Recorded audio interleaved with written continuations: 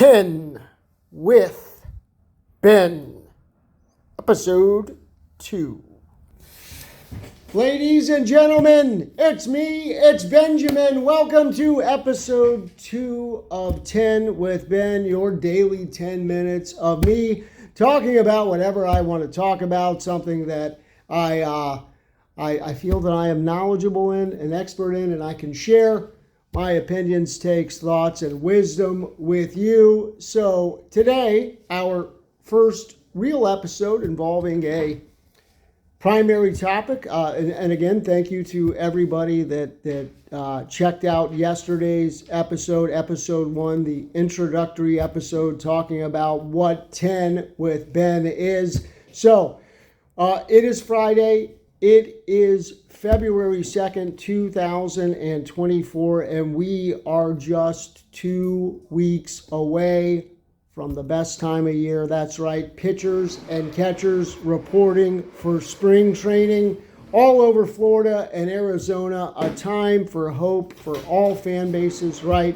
No matter how good your team was last year, how bad they were last year, what the projections look like, you've got some hope.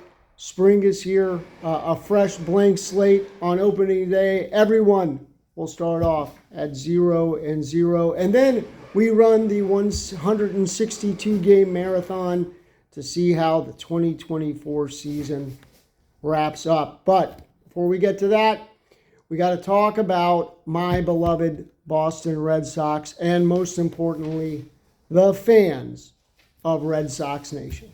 I have been a Red Sox fan my entire life, and I will tell you that for a very long time, it was an honor to be a Red Sox fan, because I believe that the 29 other fan bases in the league looked at us a little differently, right? We were the most passionate fans. We were the smartest and most educated fans, and that felt good, right? That felt good knowing the way that all these other fan bases looked at us. But something has changed here. Something has changed. We are 5 seasons removed from our last World Series title in 2018, our 4th World Series title of the 21st century. Of course, we had the magical one in 2004, breaking the 86-year curse. The 2007 World Series, which was validation.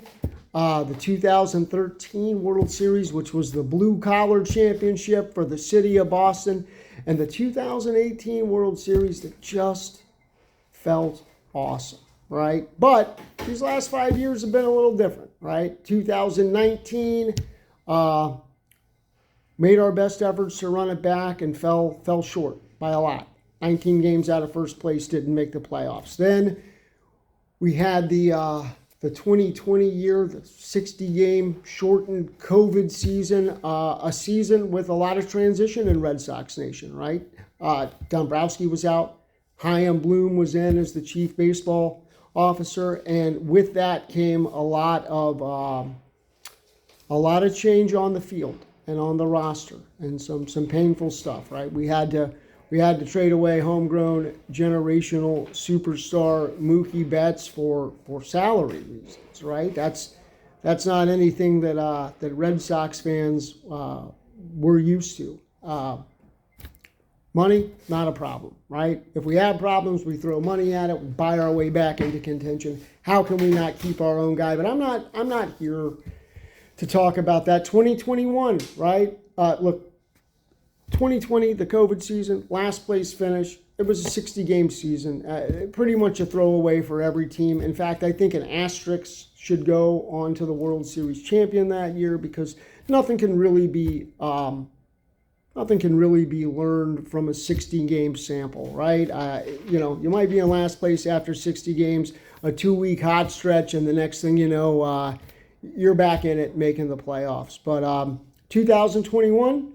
We found our way back into the playoffs, our season ending in Game 6 of the American League Championship Series. And look, it was known then that the AL East was back, the toughest division in all of baseball. And those other teams in our division were coming for us, right? Everybody made some moves to improve, right? The Yankees did, the Blue Jays did, even the Rays did, and we couldn't stand pat. We ended up going out and getting all-star middle infielder from Colorado, Trevor Story, to help fortify the lineup. And 2021 was an interesting year. Going into July of that year, the Red Sox were 10 games over 500, sole possession of the top wild card spot in the American League, and then they were just absolutely decimated by injuries. I mean, 4/5 of the starting rotation on the IL at the same time. A prolonged stretch with guys like Franchi Cordero and Abram Almonte and Jalen Davis and Yomel Sanchez and Jonathan Aruz in the lineup at the same time because of injuries to the lineup, and nobody can survive that. Finished in last place. 2023, look, some of the big money that was on the books, right, that wasn't performing, these aging and injured players, a lot of money came off the payroll. The Red Sox, they didn't save that money. They did make some good deals. The payroll was lower, but, the glaring weakness was the bullpen. They went out, got the best setup guy on the market in Chris Martin, the best closer on the market in Kenley Jansen. And then losing Xander Bogaerts was tough, especially after losing Mookie just a few years later. But Bloom went out, got the top international bat in Yoshida on the market to replace that offensive production. Adam Duvall, and with J.D. Martinez finally off the books, grabbed the best DH on the market in Justin Turner to make a run at it. And 2023 never really quite found that stride to get us, as legit true playoff contenders. They hung around the race for a while. They had a red hot July. They were at a game and a half out of a playoff spot at the trade deadline. Bloom was gun shy, didn't want to move prospects, basically kept the team intact, got hit by injuries again. He lost his job a month later, and another last place finish. So everyone's waiting for this season, right? Money to spend. Bloom is out. Breslow is in, full throttle, all that bullshit. And here we are, February 2nd. No major roster additions have been made. Lucas Giolito has been added to the pitching staff. Chris Sale was traded away. We solved the second base issue with youngster Vaughn Grissom. Verdugo was traded away. We got a really good high upside right-handed bat, and Tyler O'Neill, who, if he's healthy, is a really great player, both offensively and defensively. But we're lacking the true ace in the rotation. Guys still remain out there: Blake Snell, Jordan Montgomery, and Red Sox Nation is pissed.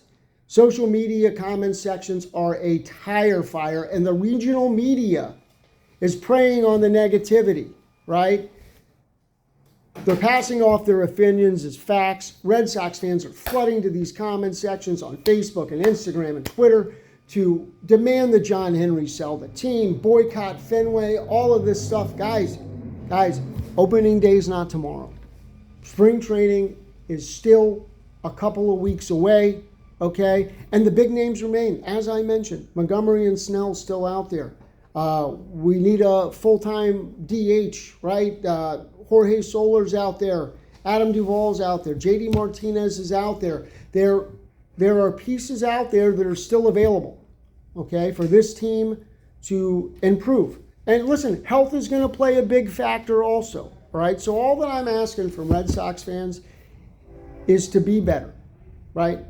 To wait for the results in hand before hating your favorite team, before demanding that your owners sell, and before wishing another last place season so you can be right about whatever you want to be right about. This is a time for hope. And I believe that the opening day roster is going to look different than the roster looks today, better, and that in a 3 wild card format, the 2024 Boston Red Sox will absolutely be playoff contenders.